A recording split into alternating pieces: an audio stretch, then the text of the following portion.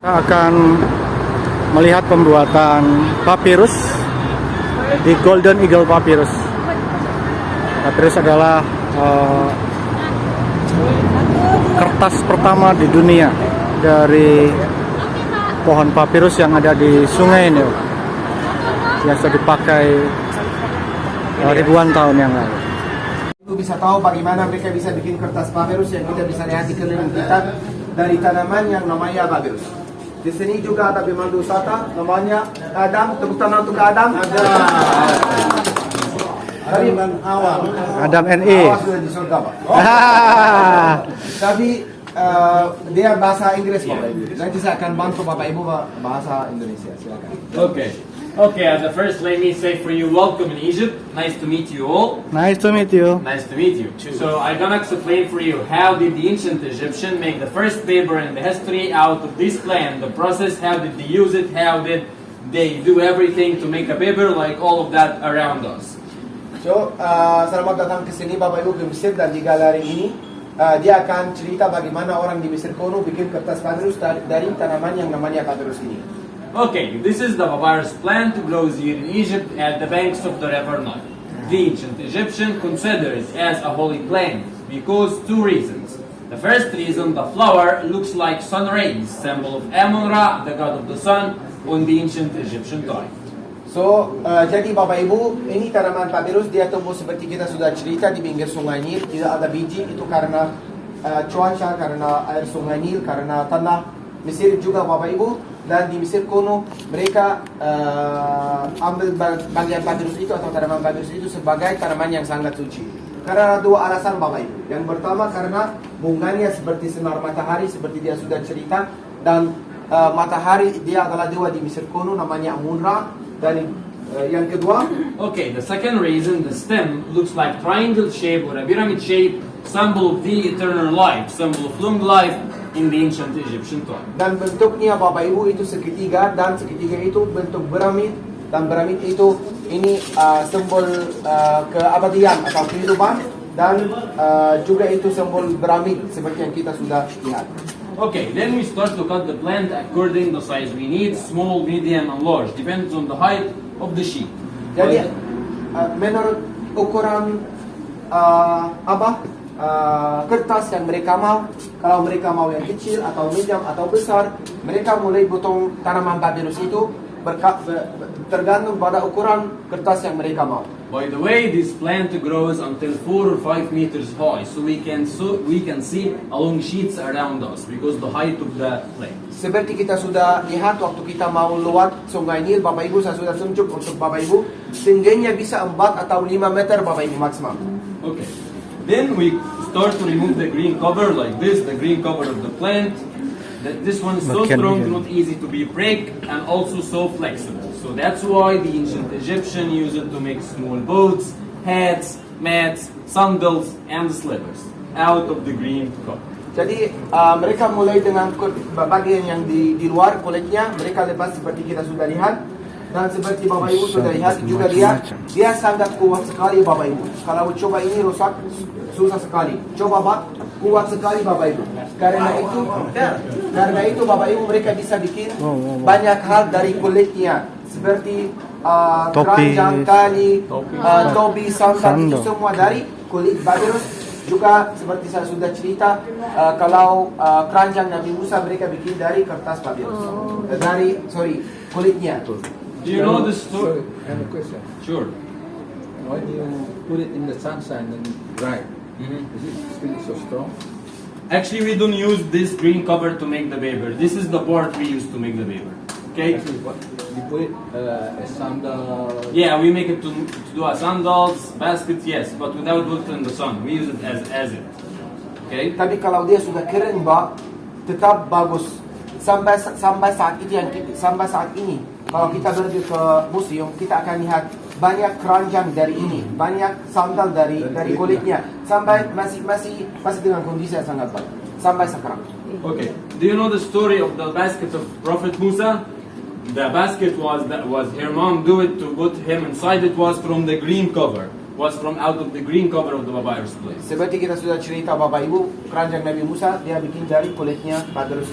Then we start to cut the inner part, the white one, to be as slices that we need to make the paper. So we need the inner part or the white one to make the paper, not the green cover.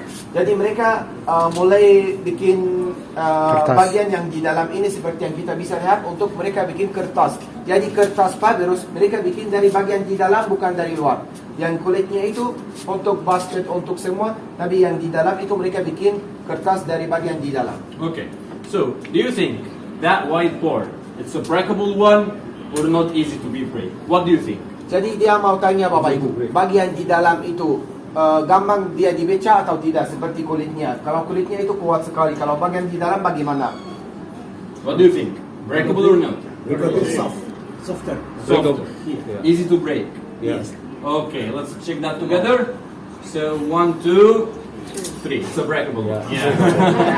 Yang di dalam kurang kuat Bapak Ibu karena apa? Di dalamnya ada kadar dari air, ada juga fiber, ada gula. Jadi di dalam bukan seperti kulitnya Bapak Ibu. Ada gula bisa dimakan. Kalau coba Pak, Diproses. coba biar ngerti apa maksudnya. Because it contains sugar and water, it's like tough fibers, so we can break it so easy. So to avoid the weakness, we will use the hammer. Okay, here. Untuk jadi lebih kuat Bapak Ibu, untuk jadi lebih kuat mereka bikin proses ini untuk semua air di dalam keluar, semua cairan di dalam keluar. Untuk fibers di dalam juga dibaca, mereka bikin beberapa proses seperti yang kita bisa lihat. Then the rolling pin to make it, to squeeze it and get the sugar and the water out for 100% to make it more flat and Mereka slack. mau pastikan semua cairan di dalam sudah keluar, semua fiber sudah dibaca untuk jadi lebih fleksibel dan lebih kuat juga Bapak Ibu. Exactly. Now we can see the slice become more flexible Oh. than before. Dan lebih kuat juga. Kalau sebelumnya itu gampang sekali dia dibaca, tapi sekarang jadi lebih kuat. Then we need to keep it in the water for 7 days. 7 days. 7 hari. To get the white color of the paper like this. 7 hari. Okay. 12 days or 14 days to get the brown one like that here. Seperti saya sudah 14 cerita, hari. di dalamnya ada kadar dari gula Bapak Ibu. Jadi mereka taruh di dalam air. Kalau mereka mau warna putih, 7 hari saja sudah selesai. So the brown 2 bulan, natural color. ya natural color. Yes. 2 bulan Bapak Ibu mereka dapat warna coklat. Semakin lama di dalam air, semakin gelap Bapak Ibu. Jadi semuanya alami seperti saya sudah cerita. After that, we need to start to arrange the slices horizontally and vertically, one by one and side by side. We can see the difference in the color, right? That one is more brown and that one is white. Why? Because that one stayed in the water longer time. Okay? Okay, so one by one, horizontally and vertically, as we can see. أنا عاوز أسماء بتقلب بتنور ها؟ حد سامعني؟ أسماء بتنور. فين؟ ماشي. اشحن ولما نخلص شرح. Okay. So one by one to complete the shape of the square or the shape of the base. Setelah seperti ini, satu vertikal, satu horizontal. Itu sangat penting Bapak Ibu. Satu vertikal, satu horizontal untuk mereka selesai kertas dan mereka setelah itu Then we put the second carpet like this and Tutup. put all of them under the press machine. di bawah mesin seperti ini. Kita sudah bilang 1 minggu di sini untuk warna putih, 2 minggu untuk coklat. Semakin lama di dalam air semakin gelap dan terus itu di press lagi Bapak Ibu 1 minggu atau 7 hari untuk mereka bikin kertas papyrus. In the ancient Egyptian time, they didn't have this machine, so that's why they used to flat stones to make the press on the slice. Di Mesir kuno mereka tidak punya alat seperti yang di depan kita, makanya di Mesir kuno mereka pakai batu untuk di press. After 7 days under the press, the slice is gonna stick together naturally without adding any glue or any chemical material. Setelah 7 hari Bapak Ibu di bawah press ini, semua kertas papyrus ini jadi kertas. Mereka tidak pakai bahan yang lain, mereka tidak pakai glue atau bahan kimia. After that, we need to keep it under the sun to dry it for 1 day. To make it dry, totally dry, without any small percentage of water, to make it fully dry. Then, we get the first paper in the history of papyrus. Hasilnya Bapak Ibu mereka bisa dapat kertas papyrus ini, kertas yang pertama di seluruh dunia. This is the first paper in the history. many people around the world consider it as a holy paper. Why? Because the first version of Bible was written on the papyrus paper. Jadi kita juga sebagai orang Kristen atau banyak orang mereka bilang ini kertas yang suci karena pertama kali Alkitab ditulis atas kertas papyrus seperti yang di depan kita sekarang. So, unfortunately, in the streets, around the pyramids, around the museum, you're gonna find a lot of people try to sell the fake paper to you. Itu yang saya bilang Bapak Ibu. Di luar tempat ini ada di bawah periksa pemerintah untuk mereka jaga berkualitas harga itu semua. Tapi di luar ini ada banyak orang yang jual kertas, mereka bilang kertas papyrus tapi itu bukan dari papyrus. So, how to know the difference between the original paper and the fake paper in the street? By 3 steps. Sekarang bagaimana Bapak Ibu tahu mana yang original asli, mana yang palsu? The first step, the strength, testing the strength of the paper. Not easy to be fake. Seperti saya sudah cerita Bapak Ibu, kalau di luar ini mereka bikin pakai kimia, makanya itu kurang kuat, jadi bisa dibaca gampang sekali. Kalau yang original itu pasti kuat. The second step, to put it under the light. Di bawah lampu Bapak Ibu bisa lihat. We can see the lines horizontally and vertically, but the fake one will be a blank paper, which is made from banana leaves. Itu yang saya bilang Bapak Ibu. Misalnya kalau Bapak Ibu sudah tertarik mau belanja ini, nanti di Indonesia harus taruh di dalam kaca seperti ini. Karena kelihatannya original atau tidak dari pinggir ini Bapak Ibu, dari pinggir kertas. Kalau Bapak Ibu bisa lihat ada satu vertikal, satu horizontal, itu artinya yang original. Kalau dibikin dari pisang, artinya dia satu arah saja Bapak Ibu, bukan satu dua. garis. Kalau dua, itu gampang sekali dia bisa digulung dua arah. Kalau di sini atau di sini, tidak baca Bapak Ibu. Tapi kalau yang lain kita bisa seperti ini, satu arah saja. Exactly. And also the most important step to make sure that is the original one. Sometimes on the fake paper, you will see the lines as well of the fake paper, which is made from the sugar beet, not from garis. papyrus. So it's bad quality as well.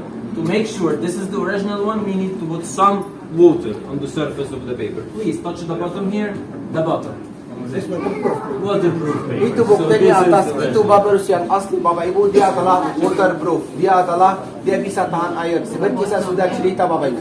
Semua kertas di seluruh dunia masuk air pasti rusak. Tapi kalau kertas dari papyrus, benar-benar papyrus, artinya bisa tahan air Bapak Ibu. Exactly. So now you are expert to know the difference between the original paper and the fake paper. So don't let anyone on the street try to scam on it. Okay. After that, we send it to the faculty of the art or the fine art here in Cairo University to paint on it. Harusnya foto gol mungkin. Satu hal saya mau kasih lihat untuk Bapak Ibu. Bagaimana kalau kita masuk ke dalam air? Kalau kertas yang lain apa yang terjadi? Langsung hancur. Mari kita lihat. Di sini Bapak Ibu masuk ke air. Lihat bagaimana. Okay. So do you think after that it's gonna be damaged or no? What do you think? Dia rusak tidak Bapak Ibu? No damage. No, right? Okay. You are right. Nothing gonna happen for the still strong as. Karena asli Bapak Ibu, karena original itu kertas papyrus. Sorry, could it be torn by hand? What? Could it be torn? Ya. Sure, nothing. Bagaimana kalau kalau coba ini apa namanya? Dirobek, ya. Apa yang terjadi? Anda akan lihat ada satu horizontal, satu vertikal. Itu yang pertama. Okay. Itu yang pertama. This is one of the steps to make sure this is the original. If we make it like this, Yang pertama itu sulit sekali we're gonna bisa return for the first images as a slices again. Layer by layer. Layer by layer. layer. Exactly. Terus bagaimana kalau kita mau memperbaiki itu? Bisa juga. Tahu bagaimana? Kita taruh sedikit air. Yeah, Taruh di right. sini. Yeah, exactly. Just one day under the sun and then stick di press atau disetrika di sana jadi seperti awal. Tidak ada masalah. Oke, baik Bapak Ibu. Habis ini setelah dia selesai kertas, mereka bikin kertas. Terus mereka kirim untuk beberapa orang, mereka bikin semua lukisan yang kita bisa lihat. Pasti seperti saya sudah cerita di luar, ada banyak lukisan dari zaman Mesir kuno, lukisan untuk As an example, it was the Last Supper. If we turn on the flash like kelihatan dia this, nih. we can see the Last Supper. If we turn off the light, it changes to be resurrection and crucifixion. And here as well, you can see Moses while he's crossing the Red Sea. Close by the same design. Please pay me some attention, please. Okay, So here we can see Musa as well, he's crossing the Red Sea, followed by the same this one. And here as well we can see that one, the holy journey, change it to be the holy faith. Now what? Jadi kalau kita lihat Bapak Ibu di sini Israel menyeberang Laut Merah. Kalau mati lampu tetap sama kami Allah. Ini Bapak Ibu akan jadi Tuhan atas tadi. Jadi kita mati lampu, Bapak Ibu lihat, coba satu lagi. Yalla tafil nunggu. 1, 2, 3. Yeah. Seperti yang kita bisa lihat. All of them changed to be another painting. Almost of them changed to be another painting with the fluorescent color, which is natural, which is handmade on a second layer of the sheet. So two painting in just one sheet. Semua pakai tangan Bapak Ibu untuk bikin lukisan yang ada di sini. Now what?